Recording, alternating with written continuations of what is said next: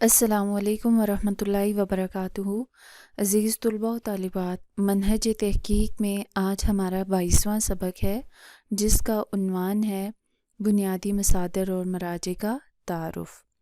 اس میں آج ہم سیرت کے مصادر اور ماخذ کا مطالعہ کریں گے۔ نیا سبق شروع کرنے سے پہلے ہم گزشتہ سبق کا خلاصہ دیکھ لیتے ہیں۔ گزشتہ سبق میں ہم نے عربی ڈکشنری کا تعارف اور طریقہ استعمال دیکھا تھا۔ آج کا سبق چونکہ ہمارا سیرت سے ریلیٹڈ ہے، تو سب سے پہلے ہم دیکھ لیتے ہیں کہ سیرت کے ماخذ کون کون سے ہیں، یعنی سیرت سے ریلیٹڈ جتنی بھی کتابیں لکھی گئیں تو وہ سارا ڈیٹا کہاں سے اکٹھا کیا گیا۔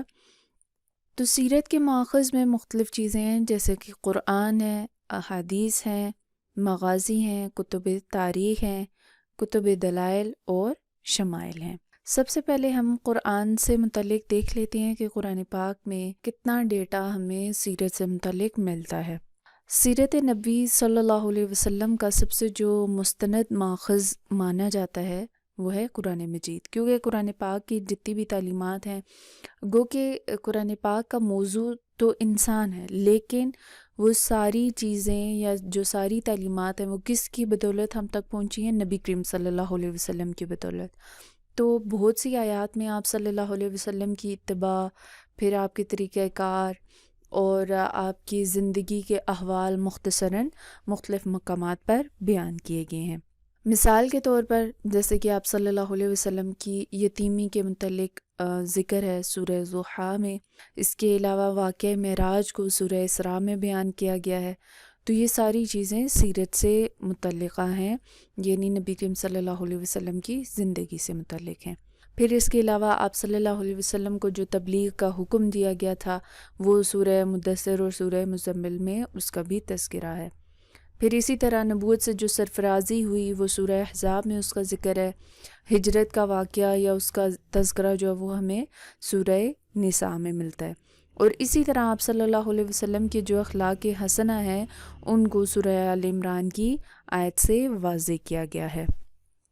تو یہ تو آپ لوگوں کو مثال کے طور پر، یعنی ایک ایک صورت کے حوالے سے آپ کو ان مثالوں کے ذریعے آپ کو سیرت مصطفیٰ صلی اللہ علیہ وسلم کے متعلق مختصر سا بتا دیا گیا کہ ان صورتوں میں آپ صلی اللہ علیہ وسلم کی زندگی کے کچھ جو واقعات، یہاں جو اہم چیزیں وہ یہاں میں نے ذکر کی کہ ان کے متعلق ہمیں آیات ملتی ہیں، ان صورتوں میں ان کا تذکرہ موجود ہے۔ لیکن صرف انہی صورتوں میں نہیں ہے، بلکہ دیگر کئی صورتیں ہیں، دیگر کئی آیات ہیں جن میں آپ کی نبوت یا پھر دیگر آپ صلی اللہ علیہ وسلم کی زندگی کے واقعات یا پھر آپ کے کسی عمل کی طرف اشارہ ہمیں ملتا ہے۔ اسی طرح سیرت کا جو دوسرا اہم ماخذ ہے وہ ہے احادیث، کیونکہ ہم تک جتنا بھی مواد پہنچا ہے وہ نبی کریم صلی اللہ علیہ وسلم کی اقوال، افعال اور آپ کی تقریرات کی روشنی میں ہم تک پہنچا، اور وہی ساری تقریباً سیرت ہے۔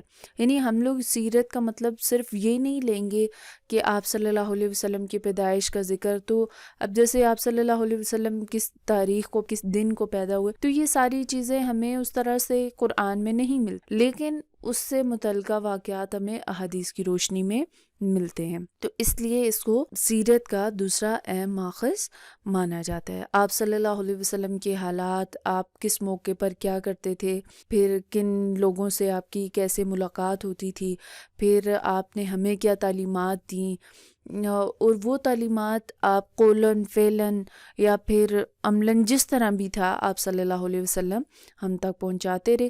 تو یہ بہت بڑا حصہ ہمیں احادیث سے بھی ملتا ہے، اور جو آج ہمارے سامنے بہت سی سیرت کی کتب موجود ہیں تو وہ سب قرآن اور احادیث کی روشنی میں بھی لکھی گئی ہیں۔ یعنی ایسی بہت سی کتب ہیں جن میں باقاعدہ حوالہ جات ذکر ہیں، کچھ ایسے ہیں جو بغیر حوالوں کے بھی ذکر ہیں، لیکن آپ صلی اللہ علیہ وسلم کی زندگی کے جتنے اہم واقعات تھے سب سے پہلے ان کو قرآن کی روشنی میں دیکھا گیا، پھر اس کے بعد احادیث کی روشنی میں ان کو مرتب کیا گیا۔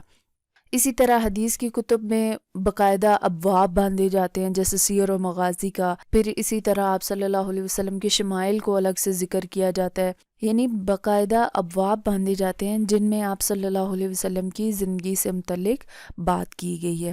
کیونکہ اگر کوئی یہ سمجھتا ہے کہ سیرت میں صرف غزوات کو ہم ذکر کرتے ہیں یا پھر کچھ ایسا، تو یہ ساری چیزیں احادیث میں الگ الگ ابواب کی شکل میں بھی موجود ہیں.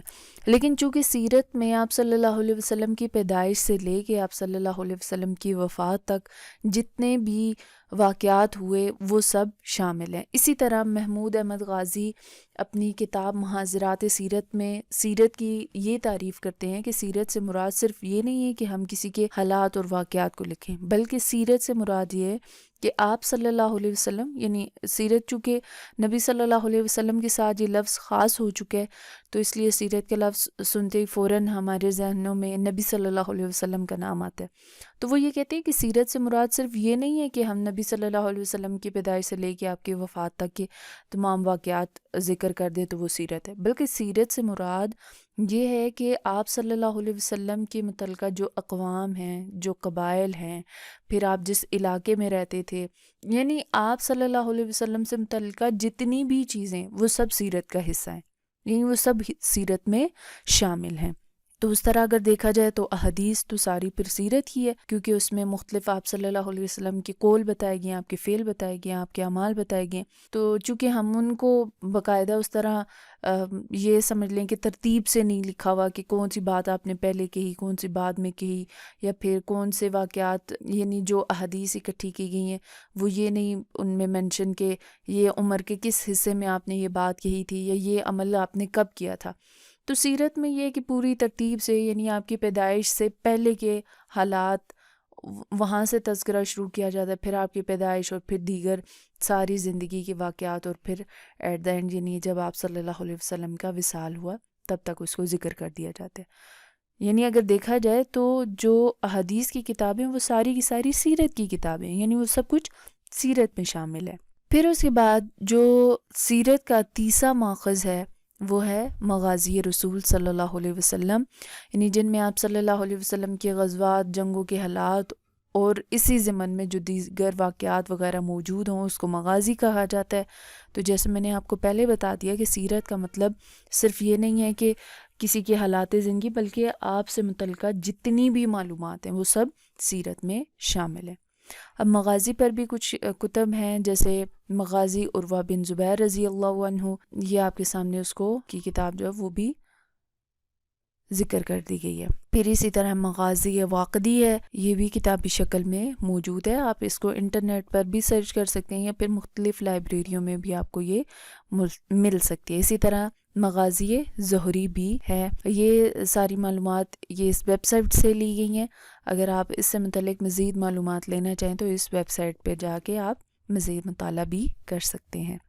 پھر اس کے بعد جو سیرت کا ماخذ ہے وہ ہے کتب تاریخ، یعنی علوم اسلامیہ میں یا اسلام کی جو تاریخ لکھی گئی ہے اس کو سیرت کا چوتھا ماخذ قرار دیا جاتا ہے، کیونکہ اس میں آپ صلی اللہ علیہ وسلم کی حیات مبارکہ اور آپ سے آپ کی قوم، قبیلے اور دیگر جو اس وقت قریش کے حالات تھے یا مکہ اور مدینہ کے حالات تھے اس سے متعلقہ تمام معلومات اکٹھی کی گئی ہیں، تو ان کو سیرت کے ماخذ میں شامل کیا جاتا ہے. جیسے کہ سیرت ابن ہشام ہے، اس کے علاوہ سیرت ابن اسحاق ہے. تو یہ بنیادی طور پر تاریخ کی کتابیں ہیں جن میں نبی کریم صلی اللہ علیہ وسلم کی حیات مبارکہ سے متعلق تمام تفصیلات موجود ہیں. اسی طرح یہ ایک آن لائن سیرت لائبریری ہے جس کا نام ہے ڈاکٹر حمید اللہ لائبریری.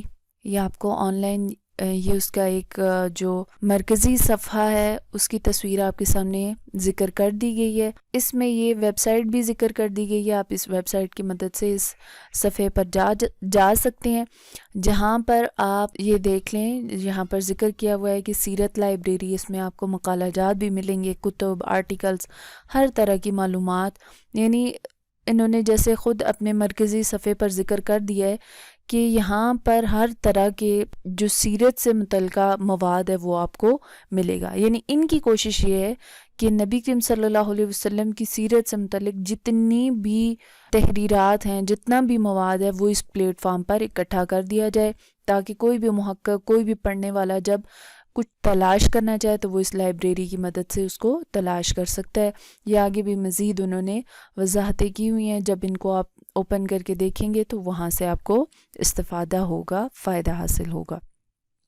یہ جو لائبریری ہے، یہ اسلامک انٹرنیشنل یونیورسٹی اسلام آباد کی ایک لائبریری ہے. یہ اس کی ویب سائٹ کا حوالہ ہے. آپ اس ویب سائٹ، اس لنک کی مدد سے اس لائبریری کو اوپن کر سکتے ہیں اور اس سے مستفید بھی ہو سکتے ہیں.